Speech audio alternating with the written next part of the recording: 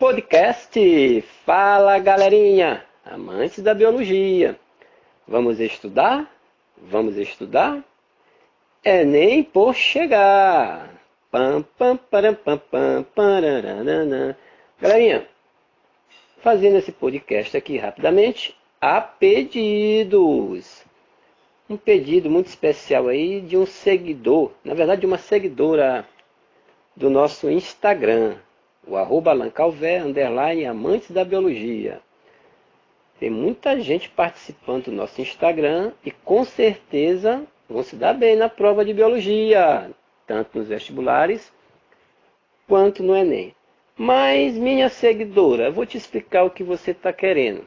Galerinha, ela quer que eu caracterize plantas monocotiledôneas e plantas dicotiledôneas.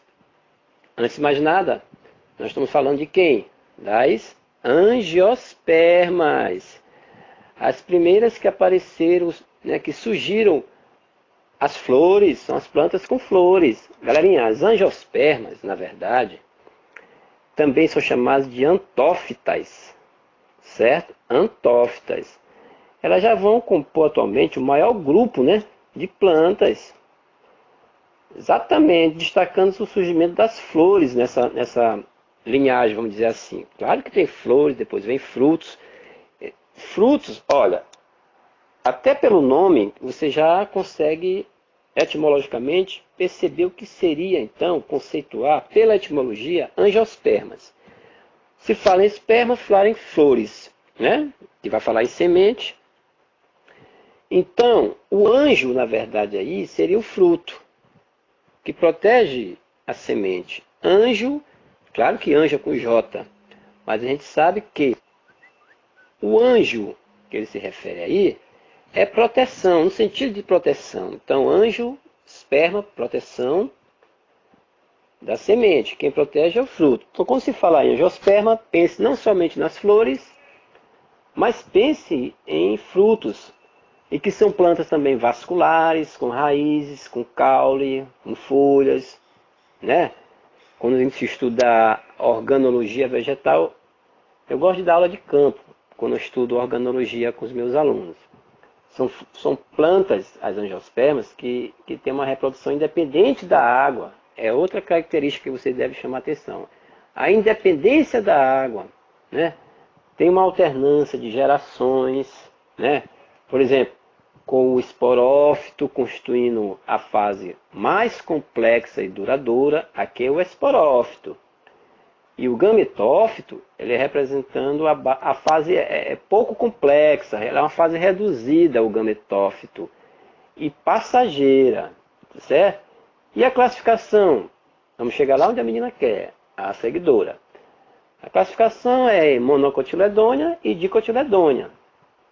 Aí nós temos exemplo de angiospermas. Nós temos milho, arroz, trigo, as árvores frutíferas, o coqueiro, tem a orquídea também, tem o feijão, tem a roseira, o ipê, tudo isso, galerinha, é angiosperma. Então, como é podcast, como eu sempre falo, coloque a imagem lá no Google Imagem, coloque ciclo reprodutivo, ciclo de vida de uma angiosperma, que também é interessante saber, principalmente em função dessa alternância de gerações, para você saber o que é haploide, o que é diploide, o que é gametófito, o que é esporófito. No caso das angiospermas, como eu falei,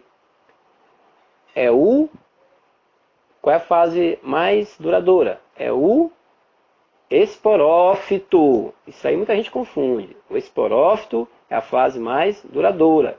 E o gametófito é a fase mais reduzida e passageira. Muito bem. Mas sim, a gente sabe que também, quando você vai estudar a estrutura completa de uma flor, você vai ver a representação de... Você descrevendo de uma forma esquematizada. Inclusive eu tenho um post disso aí no Instagram, sobre as estruturas de uma flor. Você vai observar, é só navegar lá no meu Instagram, já tem mais de 2.500 posts. É uma biblioteca online, galerinha. Nós temos o pedicelo, numa flor. O que é o pedicelo? O pedicelo se liga ao caule, da planta, é o pedicelo. Tem o receptáculo, que tem sua importância, porque a gente sabe que tem aquele pecíolo do fruto, que na verdade é o receptáculo que desenvolveu. Muita calma nessa hora. Tem outros pecíolos do fruto que são desenvolvidos a partir do pedúnculo. Pedicelo é o mesmo pedúnculo.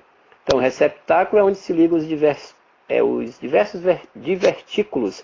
Na verdade, desculpem, é no receptáculo que se ligam os diversos verticílios florais. O que são os verticílios florais? Galerinha, imagine um vértice que faz geometria aí, né? Um V. Então, tem ali o V, que seria ali tipo uma forma de um cálice, né? Onde você está tomando um vinho também. Aquela parte mais dilatada seria ali o receptáculo. A base desse cálice que você está tomando vinho é o pedúnculo. Aí quando você vai enlarguecendo, esses verticílios florais vão se formando. Primeiro, na ordem, vem o cálice, que é o conjunto de sépalas, e em seguida vem a corola, que é o conjunto de pétalas. Na verdade, a parte colorida da flor, que são as pétalas, conjunto de corola. Aí vem o androceu, né? Vem as estruturas reprodutivas, que é formado pelos estames, onde são formados os grãos de pólen, né? É o androceu, conjunto de estames. E o gineceu, que é formado por um ou mais pistilos, o qual contém o óvulo. Tem um esquemazinho, pôster meu aí, dê uma olhada, que foi o único que eu desenhei, galerinha. Foi o único que eu desenhei. Bonitinho. Valorize lá, comente, procure, navegue. Então, o que a seguidora quer saber, vamos logo ao que ela quer saber.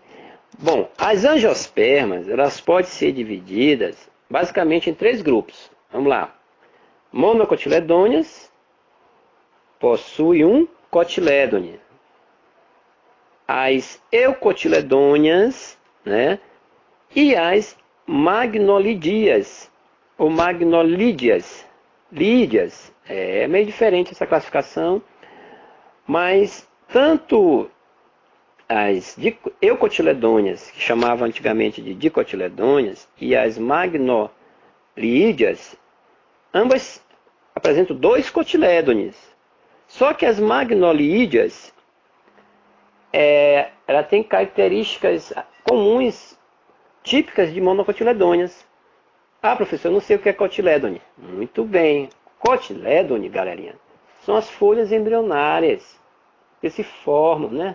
Elas se tornam ricas na fase embrionária em reservas nutritivas. Então, cotilédones são folhas embrionárias, pronto, que se tornam ricas em reservas nutritivas.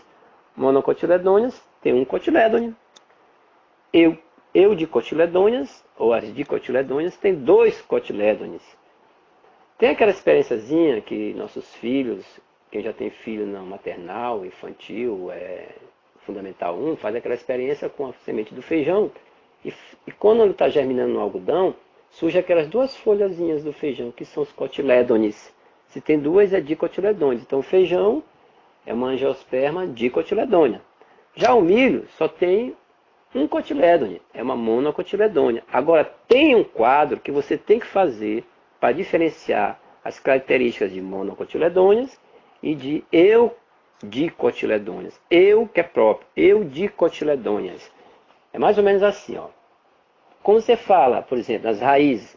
Quando eu tenho aula de campo, eu mando os alunos puxar a graminha do solo lá. Arranca o capim aí, menino. E observe essas raízes. Observe aí, ó. As raízes das monocotiledôneas, elas são ditas fasciculadas. Parece uma cabeleira. Aí você sacode assim quando arrancar o capim, sacode aquela areia, aí fica as raízes lá, parecendo uma cabeleira, né? Quer dizer, desculpem, um aglomerado de raízes, com mais ou menos o mesmo grau de desenvolvimento. É homogênea aquelas raízes. Galerinha, estou aqui problema na minha garganta porque eu estou usando um ventilador, sabe? Aqui não tem ar-condicionado. Galerinha.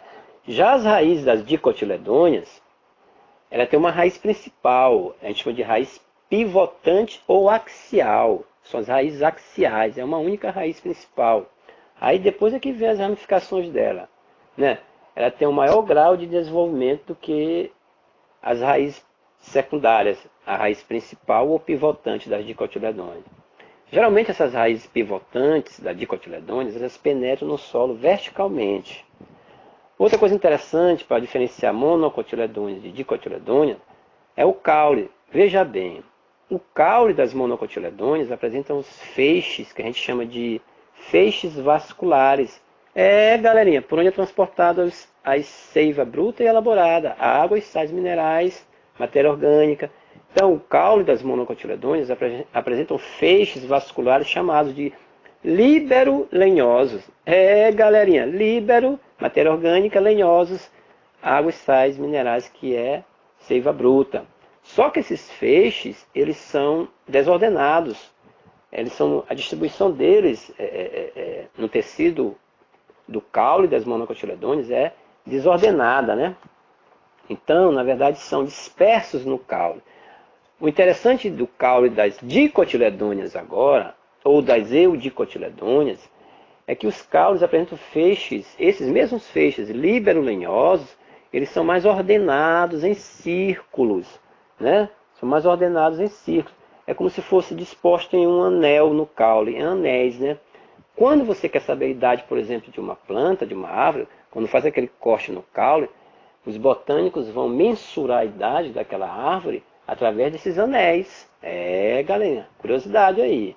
Bom, outra característica que diferencia monocotiledôneas de eudicotiledôneas são as folhas e suas nervuras.